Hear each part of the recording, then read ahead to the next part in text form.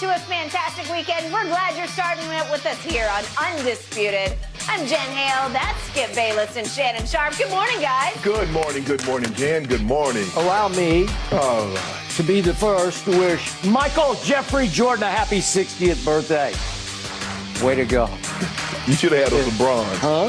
Some bronze? There's a new bronze. Blasphemous? There's a new bronze. New bronze? The 20th anniversary bronze, the low. I'm retro. Here we go. Well, guys, why don't we start right there? Yeah. Again, today, happy birthday, MJ, 60 years old. His airness made his big splash in the NBA in the dunk contest. And from there, he went on to win 10 scoring titles, 6 championships. Post-playing career, MJ has become even more of an icon with the global reach of course, his Jordan brand, which I'm going to bet you're wearing right now, Skip. How would you define Michael Jordan's impact? Let's start with you. Shannon Sharp, we've talked hours and hours and hours on this show about Michael Jordan. Yes. As he compares to LeBron James. Mm-hmm. And I have said 1,001 times on this show that Michael Jordan is the rarest athlete I've ever encountered or closely observed. So here's the point today, as Jen just mentioned. When most ex-superstars turn 60 years of age, their fame is almost always fading. Yes.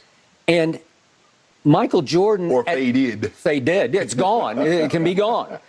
Michael Jordan at 60, to me, correct me if I'm wrong, is bigger than ever. Yeah. He's even larger and larger than life because his legend somehow continues to grow.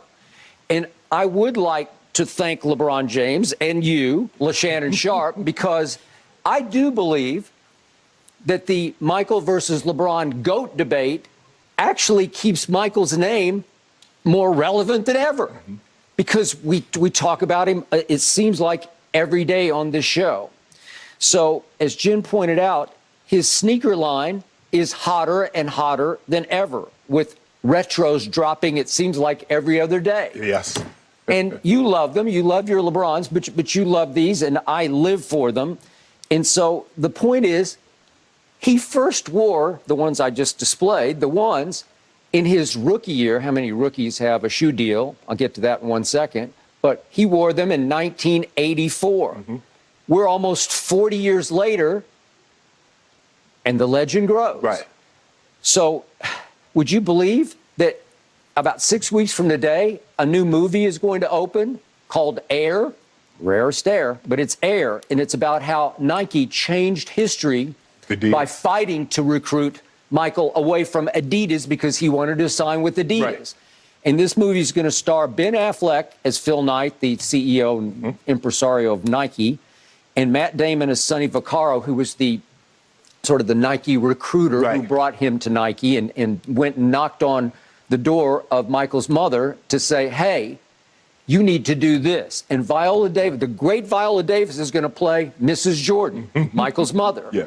So it's still happening. And Michael's timing has always been, to me, the rarest because it's magical. Because what happened when the pandemic hit and we're all locked inside and we needed something to take us away from the relentless sort of horror of the pandemic and right on schedule. Everybody had cabin fever. Cabin fever. And what happened? Here came, wait a second, The Last Dance? Oh, yeah. Yes. We're interested in that. And it became, to me, even bigger than Tiger King was. And I don't know if you watched I do remember Tiger King, yes, but absolutely. that became its rival. And what was it about? It was really going behind the scenes with Michael Jordan in his final year in Chicago. Right.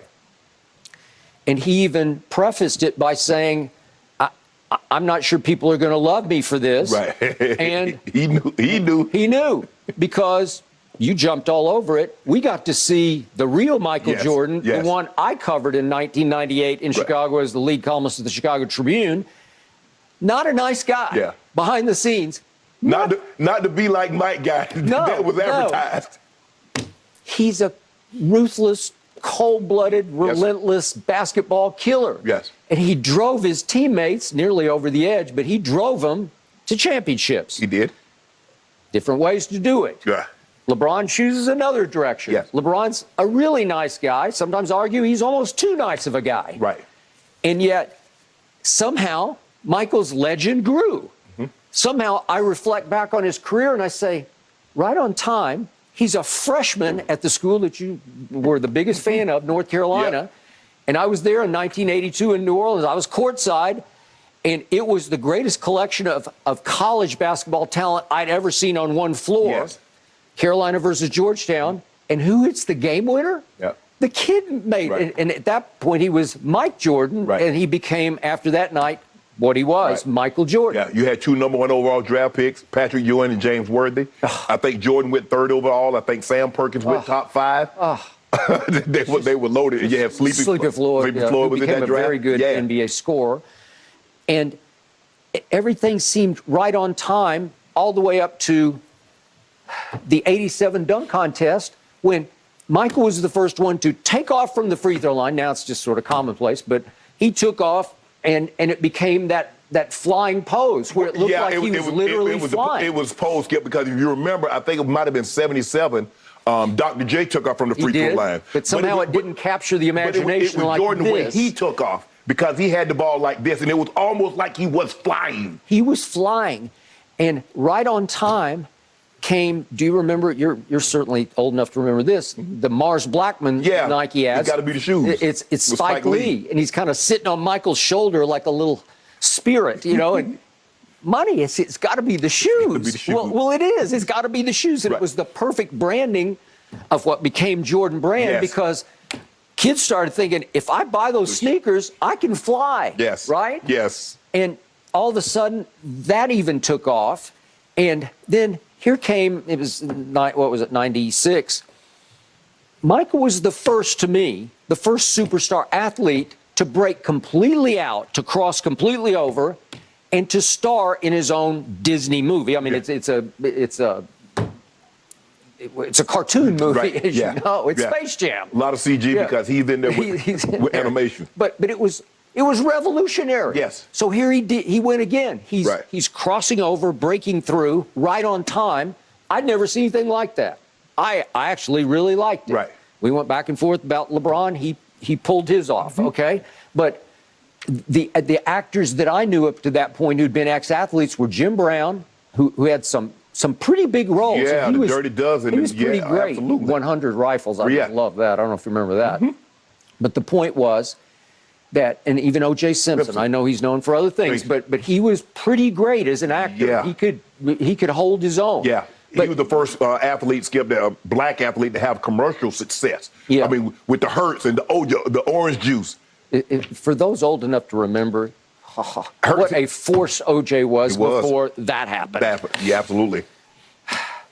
Michael, he just transcended all of that with this. Yes. And then, obviously, he goes to 6 finals and he wins all 6, and he's got 6 MVPs, and he's got the walk-off moment at Utah in Game 6. It's like you couldn't script it better. So this is just me. In my life and times, the many years I've been closely observing sports and loving sports with all my heart and soul, for me, this is just my side of the table. There have been 3 transcendent figures in sports who, on rare competitive drive, rose above all the rest. And there are many, many great ones, including LeBron James and Kobe Bryant. I can go on. But for me, it was Ali. Okay. Then it was Jordan. Tiger. And now it's Tiger. And listen, what Tiger Woods did yesterday, birding in the last 3 holes, I know a lot of people don't love golf, but at Riviera, having not played a second of competitive golf after nearly killing himself in a car wreck 2 years ago right here after this tournament, to go out there and compete with Rory McIlroy and Justin Thomas in that grouping and to birdie the last 3 holes to climb back into contention at -2. It was just extraordinary because it's just who he is. It's who he's always been. It's rare air that all those 3 were in. But for me, this is just me, maybe because I had the privilege and honor of getting to know him in Chicago and being around him a little bit. Not the nicest guy. I'll be the first to tell you. Not LeBron off the court. Right. Didn't care about the off-the-court impact. He is the most supreme. He rises above even Ali and Tiger as the greatest competitor ever and the rarest athlete ever. And again, I'm dumbfounded that he has just turned 60 years of age and he is still more relevant than ever. Yeah, he is. I think the thing for me, Skip, is that I'm listening and I can't disagree with anything that you said. But if you notice what you said he won 6 championships and you said he won these many